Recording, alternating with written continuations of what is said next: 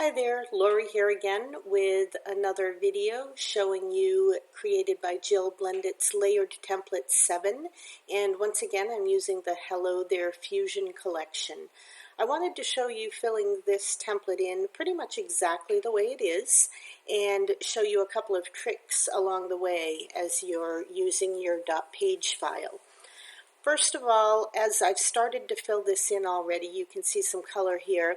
I decided not to deselect each one of the eyes, and I've just been filling in it along the way.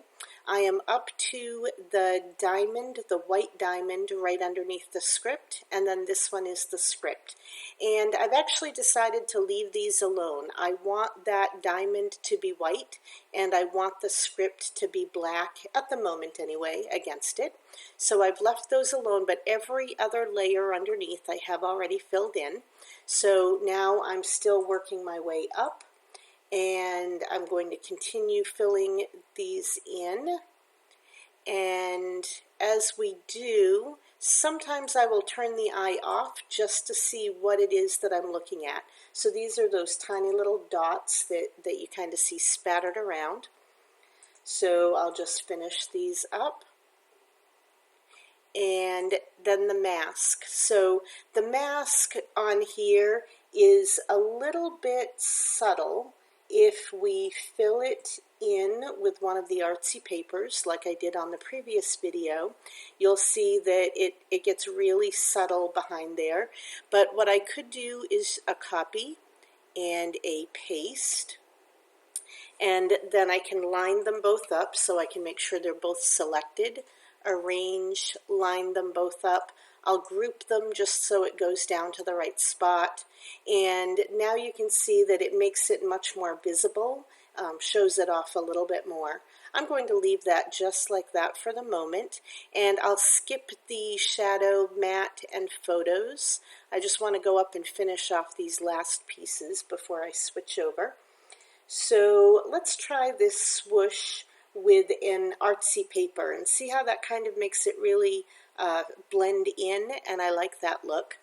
Now this lace, if I were to just fill it with a paper, you'll see that it loses all its texture. So I'm not going to do that on this page. What I'm going to do is go up to color and color wash, and then I can sample a color from the screen.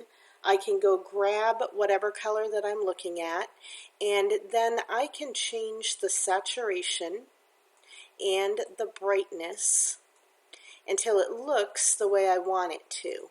And now it keeps all of that detail that is built in already, rather than just filling it with a paper.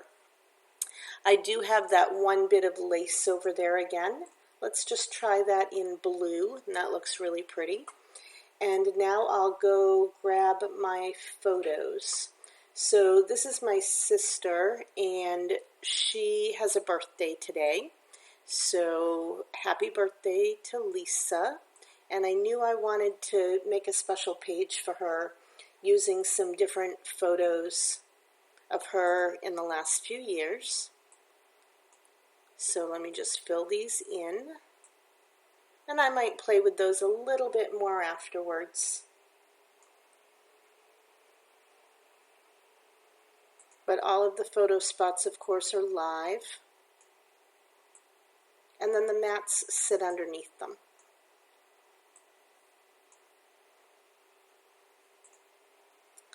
So once I have these here, I want to add a title.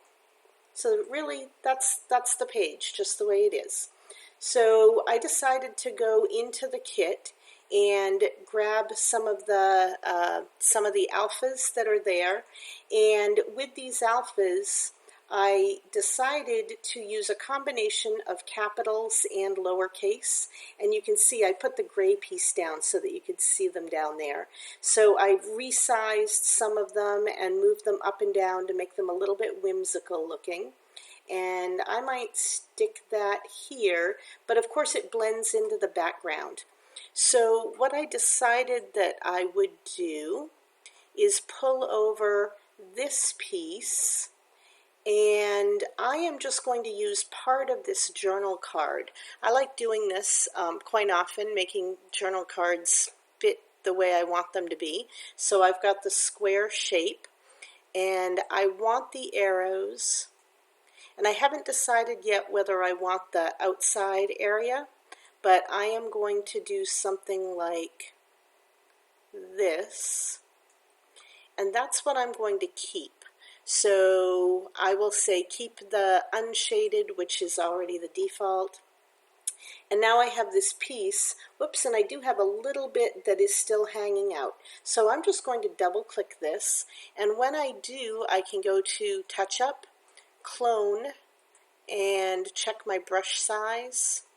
And then I am just going to clone out those bits that are in my way that I didn't want there. So I'll go ahead and OK that again. I'll bring it down below the word birthday, and I will add happy in a script on top of it, but at the moment I want to tuck it something like this. And then I can add a little bit of shadow if I'd like. And of course, as I pull over bits and pieces from the kit, I'll build it up a little bit more and truly customize it. But those are the things that I wanted to show you for the moment, with keeping the page exactly the same as the template is built and just filling in all those photos. I am seeing that that lace looks maybe a little bit brighter than I'd like, so I'm going to go back into color, and I think I'll go into adjust hue and desaturate it slightly. And that looks better. There we go. Another finished page. Well, I might add a few more things and the happy in there, but you'll see that later on. Take care.